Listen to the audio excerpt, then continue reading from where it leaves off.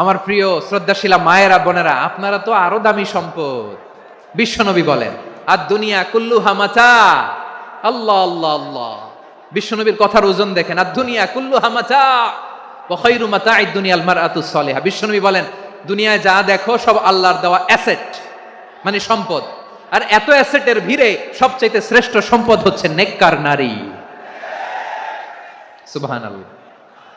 ভাইয়েরা বোনের সাথে খারাপ আচরণ করো না, সন্তান মায়ের সাথে খারাপ আচরণ করো না। আমাদের মায়েরা আমাদের asset, they are our priceless asset. কারণ এই মায়েদের পেটে এসেছে আল্লাহর ওলিরা, এই মায়েদের পেটে এসেছে খান জাহান আলী, এই মায়ের পেটে এসেছে শাহজালাল ইয়ামানি, এই মায়ের পেটে এসেছে আল্লাহর সব নবীরা। নাকি নবীরা আকাশ থেকে ধপ করে জমিনে নেমে আসছে? মায়ের পেটে আসছে। এই মায়ের পেটগুলো খনি। আমার সম্মানিতা মায়েরা বোনেরা, নিজেকে ইসলাম দিয়ে সাজান, নিজেকে ইসলাম দিয়ে সাজান, নিজেকে পবিত্র রাখুন, নিজের আব্রু ইমান ইজ্জতের হেফাজত করুন, কোরআন পড়ুন, সুন্নাহ পড়ুন। আপনি জানেন না আপনার গর্ভে কে আসছে, কোন ক্ষণজন্মা পুরুষকে আল্লাহ তাআলা আপনার গর্ভে পাঠাবে আপনি জানেন না। মায়েরা নিজেদেরকে পবিত্র রাখুন, ইসলাম চর্চা করুন, কোরআন চর্চা করুন, নৈতিকতা দিয়ে নিজেকে সাজান। যশোরের জেনজি, নিজেদেরকে প্রস্তুত রাখো আগামীর বাংলাদেশের জন্য। নৈতিকতা, মোরালিটি, ভ্যালিউজ দিয়ে নিজেকে সাজাও, ইসলাম দিয়ে নিজেকে সাজাও। কারণ আগামীর বাংলাদেশ ইসলামের বাংলাদেশ। বাংলাদেশের আসল পরিচয় ইসলাম। বাংলাদেশের আসল পরিচয় কি? সবাই বলে না। বাংলাদেশের আসল পরিচয় কি? এই ইসলাম নিয়ে আমরা সংসদ ভবন সাজাবো, রাজি আছি না নাই? শেকড় ভুলে যাওয়া যাবে না। আমরা ধাপে ধাপে শারিয়া আইনের দিকে যাব ইনশাআল্লাহ, কিন্তু জঙ্গিবাদ দিয়ে নয়, কট্টরপন্থা দিয়ে নয়। আমরা ইন্টেলেকচুয়ালি, গ্রাজুয়ালি, ধাপে ধাপে শারিয়া আইনের দিকে মুভ করবো ইনশাআল্লাহ। বলো লিল্লাহি তাকবীর।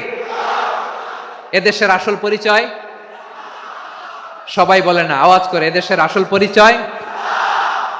এদেশে আজান শুনে সূর্য ওঠে শহর গ্রামে, এদেশে আজান শুনে সূর্য ডুবে সন্ধ্যা নামে, এদেশে সকল কাজে সবাই বলে বিসমিল্লাহ, এদেশে ভালো কিছু দেখে শুনে হাসি মুখে সবাই বলে মাশা আল্লাহ। সুবহানাল্লাহ সুবহানাল্লাহ সুবহানাল্লাহ সুবহানাল্লাহ সুবহানাল্লাহ সুবহানাল্লাহ সুবহানাল্লাহ সুবহানাল্লাহ। ও নবীন তরুণ, তোমার কিসের এত ভয়? জেনে রেখো বাংলাদেশের আসল পরিচয়। বাংলাদেশের আসল পরিচয় ইসলাম। আওয়াজ তুলে বলো, আসল পরিচয় কি? এদেশে পরস্পরে দেখা হলে দেয় সালাম, এদেশে আমজনতার হৃদয় জুড়ে পাক্কা আলাম। ঠিক না? এদেশে বিপদ এলে সর্বজনে সর্বক্ষণে দোয়া পড়ে ইন্না লিল্লাহ সুবহানাল্লাহ সুবহানাল্লাহ সুবহানাল্লাহ সুবহানাল্লাহ। এদেশে আজান শুনে সূর্য ওঠে শহর গ্রামে, এদেশে আজান শুনে সূর্য ডুবে সন্ধ্যা নামে, এদেশে সকল কাজে সবাই বলে বিসমিল্লাহ, এদেশে ভালো কিছু দেখে শুনে হাসি মুখে সবাই বলে মাশা আল্লাহ সুবহানাল্লাহ। আওয়াজ করে সুবহানাল্লাহ সুবহানাল্লাহ সুবহানাল্লাহ সুবহানাল্লাহ। সবাই একসাথে সুবহানাল্লাহ সুবহানাল্লাহ সুবহানাল্লাহ সুবহানাল্লাহ। এদেশের আসল পরিচয় কি? আওয়াজ করে বলতে ভয় লাগে।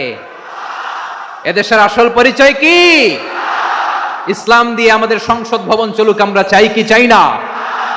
বঙ্গভবনে লা ইলাহা ইল্লাল্লাহর পতাকা উড়ুক, আমরা চাই কি চাই না? প্রতিটি জেলা অফিসে, ডিসি অফিসে লা ইলাহার পতাকা ঝুলুক, আমরা চাই কি চাই না? কারা কারা চাই হাত তুলে আল্লাহরে দেখায়।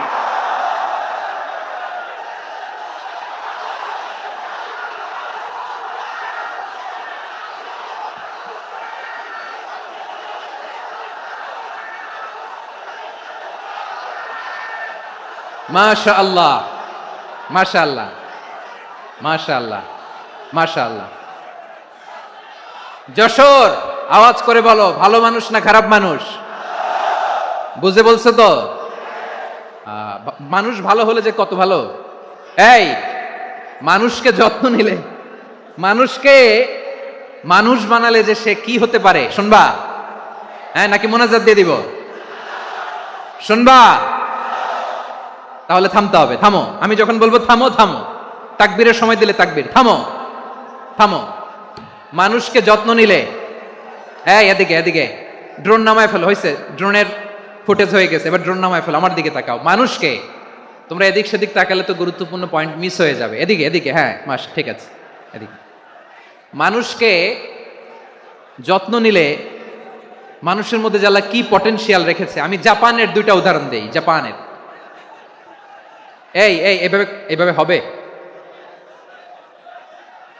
হয় বসো নয় পেছনে, কথা নাই, কথা তো বলাই যাবে না, হারাম কথা বলা আজকে, একেবারে চুপ।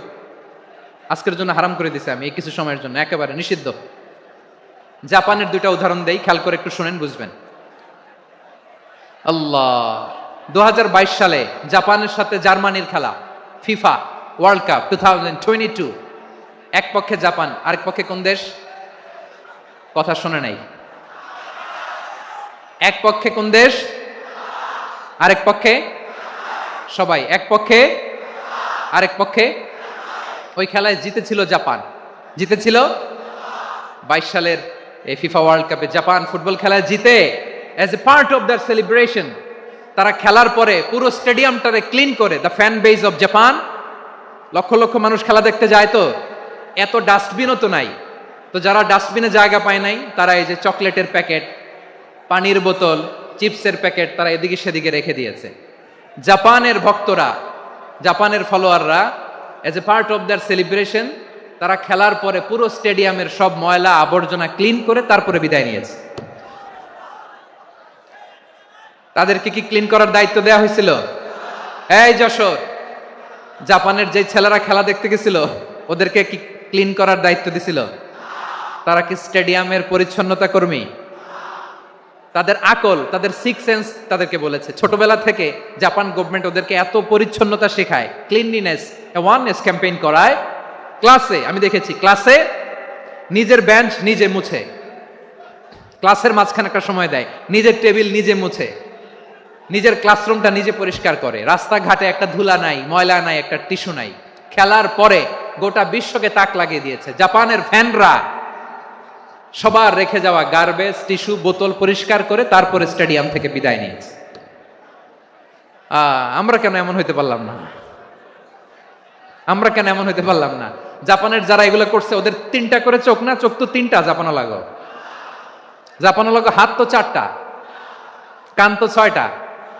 হ্যাঁ, নাকি আমার মতো 2 হাত 2 কানালা মানুষ? চোখে দেখলে ওটা মানুষ না। চিন্তা করছেন? তার মানে জাপানিজদেরকে যে গ্রুমিং করে শিখানোর মাধ্যমে পরিচ্ছন্ন বানানো গেছে, ওরা যেমনি মানুষ আমরাও মানুষ। আমাদের সন্তানদেরকে শেখালে তারাও পারবে, পারবে কিনা?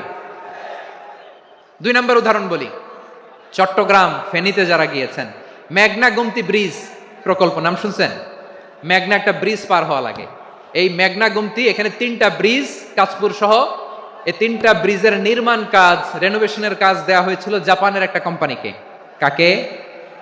জাপানের কোম্পানির নির্মাণ শেষে 738 কোটি টাকা বেঁচে গেছিল, এটা গভর্নমেন্টের হাতে দিয়ে তারা বিদায় নিয়েছে।